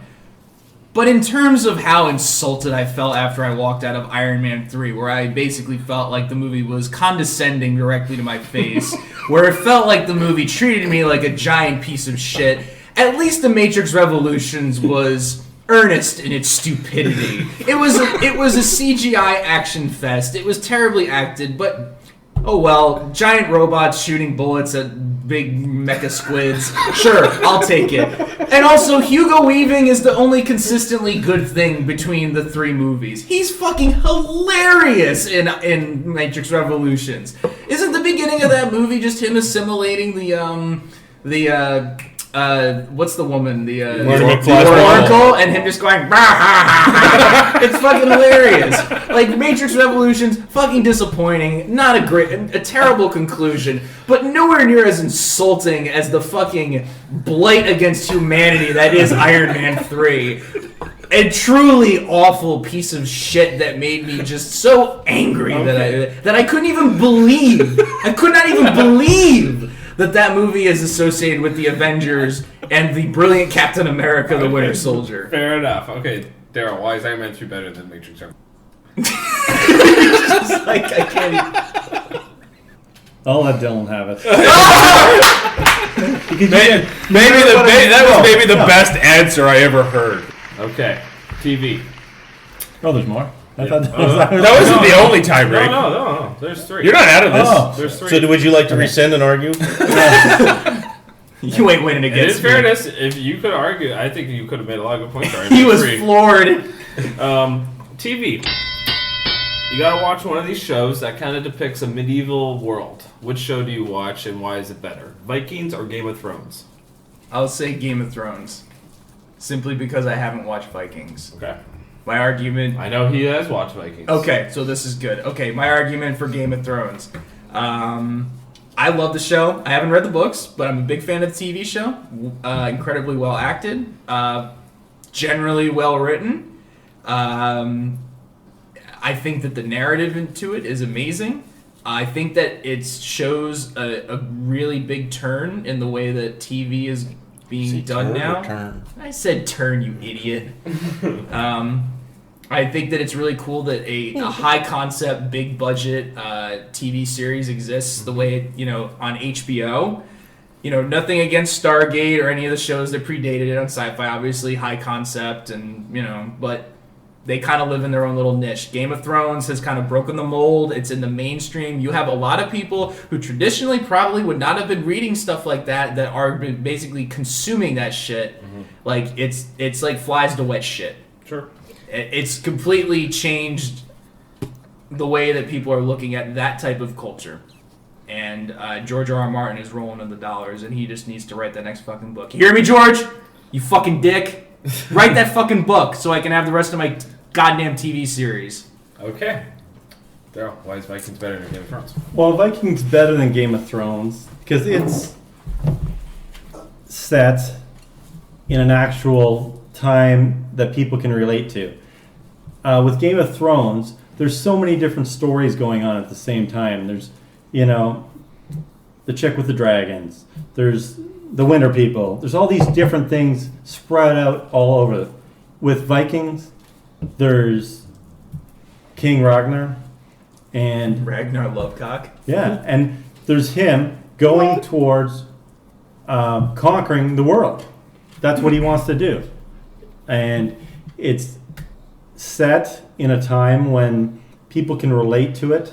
They can see the history, and it's on the History Channel. The number one rated show in the history of the History Channel. Wow. HBO uses, their influence and money to promote their show. And they've shown in the past that they can use historical shows like Rome or anything they want to promote. They make it the biggest show around because they have the money to do that. But a little network like History Channel goes and relies on historical facts to create their story and to show the people things that happened, that really happened, and something historical that people can look back on and relate to, not somebody's fantasy of what they think all these different people in these different magical lands have done. Okay. Which regardless still takes from history into itself, but okay. It does, and so they do get a few facts wrong, but I'm going to have to give this one to Darryl. I think Vikings is a better kind of depiction of a medieval world.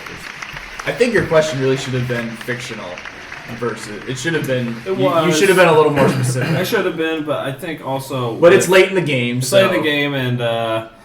Okay. Claw my eyes on to the out. last round, and Dogma is dog shit. I hope it's kind of a hard argument for both of you guys to even come. Is this for all the marbles? These are all the marbles. They're tied in points completely. Okay. Five points each.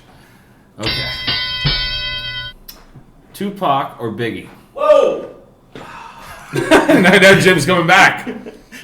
You want to know the sad truth? I'm not familiar. I'm sadly unfamiliar with Tupac and Biggie. Fuck, this sucks. Well, Sorry, world. whoever says it first gets their pick. Yeah, Tupac. So you're going Tupac? Yeah. All right, I'll go Biggie then. All right, then you have to go first. Well, What's the question? Tupac or Biggie? Tupac or Biggie? That's the question. Nothing specific, just one or the There's other. not even a comparison. But the question, I don't the care. answer is, No, I'm not saying there's. Yeah. Tupac, he was brought up by parents that were revolutionary. That's where his name comes, Tupac Shakur. His family were in the Black Panthers, and he from the time he was little till the time he was gunned down, he was always writing things, either from poetry to rap to different songs, and he was always trying to express himself and show people what he thought of his surroundings and how he could help make things better for people. You know, he wasn't just a rapper or a singer. He was an actor. He was an entertainer. You know, he influenced most of the rappers and hip-hop people of today.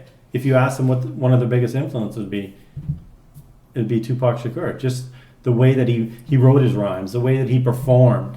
Biggie was great in his own way. You know, he brought himself up from selling... Wait. Don't make my argument. Yeah. Well, I'm just saying, just to compare and contrast them, you know. Sure. They've come from different places and did different things, but they both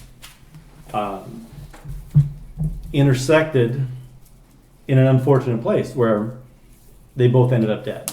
Mm-hmm. So I just think culturally, when people remember the two of them, Tupac has more influence on the music industry and what he left behind.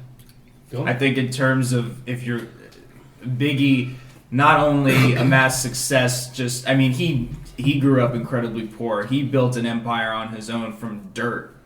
I mean, I wouldn't say it was legal at all. I mean, he was a pimp, he was a drug dealer, but the way that he approached the rap game, he redefined the way that you would approach rap.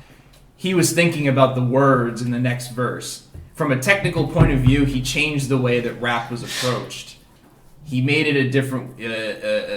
he took a different view of how to do rhymes. He was thinking about a verse 2 lines ahead of him and how he could tie the next word to rhyme into that from 3 stanzas ago. He was friends with P. Diddy. I don't know if that's really like a plus, but you know what? He established that relationship, and he really established himself within the hip hop world. He was, there you go. He was friends with. What did you say, Jim? Friends with Tupac. He was friends with Tupac. There was. Tupac fucked this girl and made a song about it, and Biggie got pissed. This was a question I designed for Jim, but Jim didn't make the spirit. That's the fucking irony of it. And as you said, I could go on for hours. Tragically, their lives ended in very similar manners, and there's always the speculation that there was connected. I just think that Biggie's approach to the way that he rapped was different. Not to say Tupac's was bad, but Tupac was more poetic. I think Biggie just knew he just took a different redefining approach to the way that rap was approached from a singing point of view. It was almost like redefining the guitar. Yeah, it sounded different. It sounded like he was out of breath all the time, like he just got done watching Cops. Alright, whatever. I'm being chased by cops. Daryl gets the point. I think Tupac... It was a bad... You know what? I'm tired. It was close, and it was a long night, but I think Daryl made a lot of good points to Tupac, and Daryl wins the whole episode. You know what? I say... All right, episode... Good battle, Daryl. Good job, Dylan. Episode 4 goes to Daryl. Dave, you still suck. I won. I don't know why I suck. You won Madonna. No, Madonna, good choice. Fucking Forrest Gump? What the fuck's wrong with you? You're never going to live that down. All right, my God, all right. That's been this episode of Trivial Debates. Thanks, everyone. I gladly take second place to Daryl. Yeah.